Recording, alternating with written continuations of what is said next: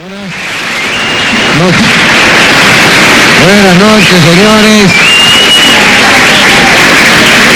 Gracias por haber venido en un día como hoy. Mire un poco, que es uno de estos días que no sirven medio para nada, ¿no? Feriados que no son feriados. Es que no hay partido. 12 de octubre que no es 12 de octubre. Y si a mí me da mucha bronca, esto ya lo he repetido muchas veces, creo que es una injusticia. Por ejemplo, jamás nosotros tenemos la posibilidad de emitir el programa en víspera de feriado. ¿Se entiende esto? Sí, no hay víspera de feriado. Claro, teniendo el programa de lunes a viernes, jamás vamos a emitir en víspera de feriado porque todos los feriados son los lunes. Bueno.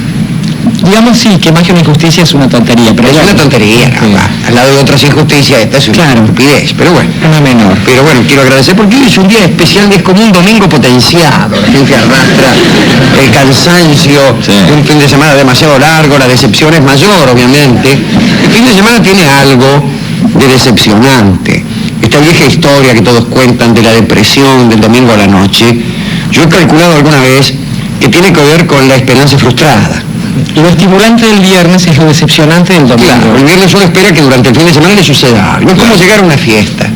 Uno llega a una fiesta y cree que una fiesta le va a cambiar la vida, que va a conocer una mujer, que va a conocer un hombre que lo va a emplear o lo va a llevar a trabajar a Bélgica, no sé qué.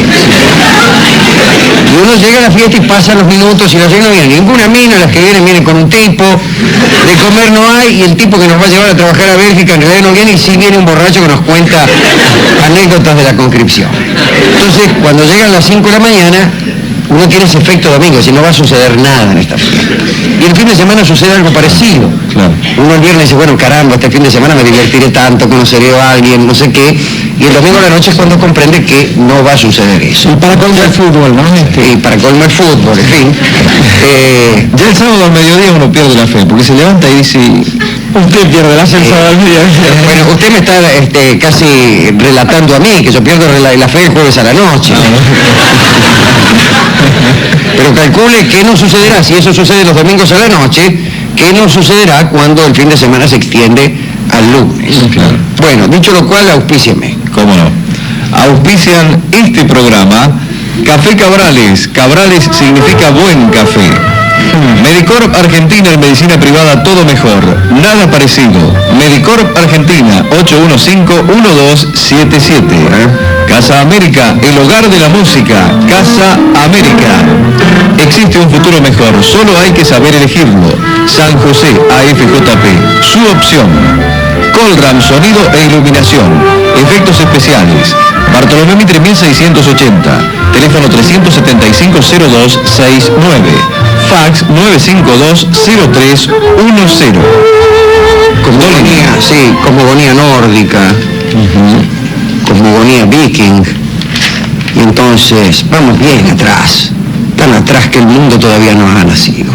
No hay mundo. Llena el espacio de una niebla espesa que ninguna claridad colorea, que ningún límite contiene, una neblina de porquería.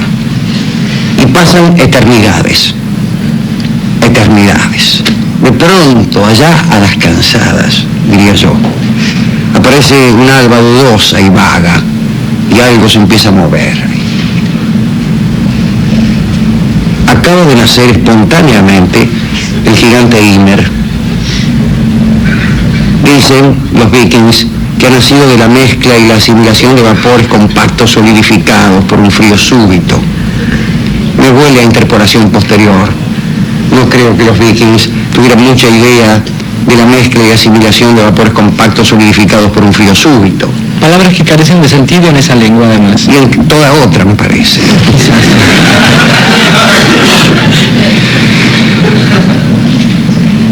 Nace el gigante Ymer.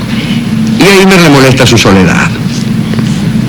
Adivina el secreto de su nacimiento, es decir, aquel que acabamos de revelar, el de solidificarse los vapores. Entonces empieza a amontonar nieblas. Como él es hijo de la niebla, descubre que amontonando nieblas, acoplando nieblas, tal vez puede hacer nacer algún otro ser. Y empieza una especie de orgía de neblinas, de cópula de cerrazones. Y por ahí viene el viento del norte, se prende a la fiesta, solidifica estas nieblas y estas neblinas y estas cerrazones y estas nubecitas, y empiezan a nacer otros seres. Y como Ymer era un gigante, crea gigantes. Crea también montañas, ya que está. En realidad las montañas no son muy altas, o él es muy alto. La más alta de las montañas le llegaba a la cintura. Él era un muchacho bastante considerable.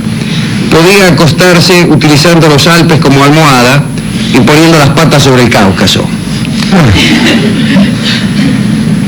Se me dirá, hay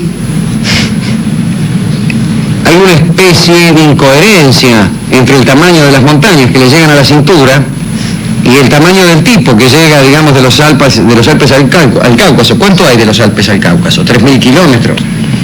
Bueno, ¿cuánto mide la montaña más alta? 9.000 metros. ¿En el Cáucaso? No, digo, supóngase La más alta es el Everest. 8.000 y pico de 8.700. Quiere decir que si le llegaba a la cintura, el tipo mediría 18 kilómetros cuando mucho. Sí. Bueno, no hay 18 kilómetros de los Alpes al Cáucaso. O las montañas se fueron desgastando. Bien, no importa. Se forman los océanos, empiezan a moverse algunos animales. Como además el gigante era medio ordinario, Ymer, los animales que crea son absolutamente repugnantes. Se trata de esfinges, dragones, hidras, serpientes, grifos, krakens, leviatanes, etc. Pero Ymer además carecía de habilidad. Creaciones no solo eran repugnantes, sino también groseras, carecían de finura. Y además en este mundo había un defecto impresionante, propio de los mundos que recién nacen, propio de los barrios que recién nacen. No había luz. Todo era en la tiniebla. A lo sumo si había una pequeña fosforescencia que permitía a los tipos, mitad tanteando, mitad adivinando, comunicarse de un modo muy precario. Y en eso aparece la luz. Y la luz es un Dios. Y es un Dios nuevo, que no es el creador, pero sí el ordenador del mundo. Y después de todo, el que hace lo que vale la pena del mundo. Digamos, la luz. Él es la luz misma. Él es Odín.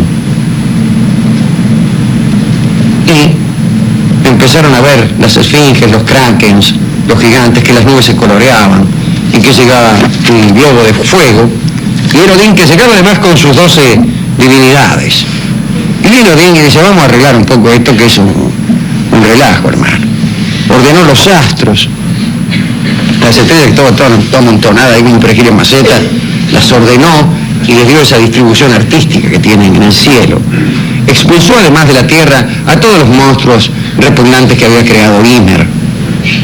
Y el primero que expulsó fue el propio Ymer, vamos a ser francos. Y luego a todos los otros gigantes, y luego a todos los monstruos. Se dice, sin embargo, que del cuerpo podrido de Ymer, discúlpenme si están comiendo, nació una raza que tendría muchísima importancia en las mitologías nórdicas, la raza de los enanos. Entre los gigantes de la helada hubo uno que escapó, dicen. Digo yo que tal vez fuera casado, porque luego los gigantes se multiplicaron y fueron un verdadero problema para los ases, para los dioses amigos de Odín. Y de los monstruos quedaron solamente dos monstruos muy famosos en este programa, que son el lobo Fenrir, aquel que abría las quijadas del siguiente modo, la mandíbula superior hasta el cielo y la inferior hasta el infierno, y le abriría más si tuviera lugar. Y el otro, la serpiente Jormungandr, la que daba vuelta al mundo, y la que era capaz de morderse la cola después de un largo periplo por todos los océanos. Ouroboros, decíamos eso, Ouroboros gnósticos decían por ahí. Bueno, Odín subió al espacio luminoso para disfrutar el mundo que él mismo había organizado, lo miró, no dice la verdad, que me salió fenómeno, pero se le ocurrió, para completarlo, por cierto, inventar un ser que sin participar de la esencia divina se elevara por encima de las demás criaturas. Y estaba pensando en ello cuando vio un leño flotante, lo partió en dos y de ese leño surgieron el hombre y la mujer. Esta es la versión viking de la creación del hombre, es un pedazo de madera. Mucha importancia le dan a los árboles de por sí, ¿no? Ese es uno. Desde luego, ahí tiene usted, sin ir más lejos, el árbol cósmico, el Fresno Yggdrasil, cuya cima sostiene nada menos que el paraíso, el Valhalla, cuyas raíces se sumergen en los infiernos, que tiene dos cuervos, no, ese es Odín. ¿Ardillas tiene ese árbol? Tiene dos ardillas, que son, o una ardilla que es alcahueta, y que va de las raíces hasta la copa contando, trayendo chismes y generando enemistades entre los que viven en las raíces y los que viven en la copa. Sucede con cierta frecuencia. Sí, claro que sí. Hay también un águila que mira y ve todo con una mirada, y un buitre que verifica los informes del águila, y Odín tiene dos cuervos en los hombros que pueden mirar todo lo que sucede en el universo y que a veces lo recorren para también traerle chimentos. Reptiles horrorosos inyectan veneno a una de las raíces del fresno. Hay un dragón acurrucado en la otra raíz. 4 ciervos hambrientos devoran el follaje. Bueno, ese es el fresno, en cuya base está la fuente de la sabiduría, la fuente a donde fue a beber Odín para ser sabio, y a donde pagó el precio por la sabiduría, que fue un ojo. Odín es tuerto porque para ser sabio pagó un ojo de la cara, y creo que hizo negocio. Hoy quiero hablar de uno de los atributos de Odín, que es la poesía. Paso por alto una cantidad de cosas poéticas que tiene el mismo Odín y sus amigos. Ahí lo tiene a Thor. Algún día hablaremos de Thor con su masa que anda sola. Tiene una especie de masa, Thor, pero anda sola la masa. No hace falta que él la guíe. Los guantes de Odín atraen el martillo. Y tiene un cinturón que es el cinturón del valor. Y tiene Odín un barco que puede, una vez usado, gigantesco barco, que tiene la particularidad de poder doblarse como un pañuelo y guardarse en este bolsillo. Usted tiene un transatlántico, lo usó, se fue tranquilamente en un crucero, llega al puerto, lo dobla y se lo mete en el bolsillo y se va con el transatlántico. Eso se llama comodidad. Tiene un anillo que cada 9 días da otro anillo, esas cosas. Pero quiero contarles lo de la poesía.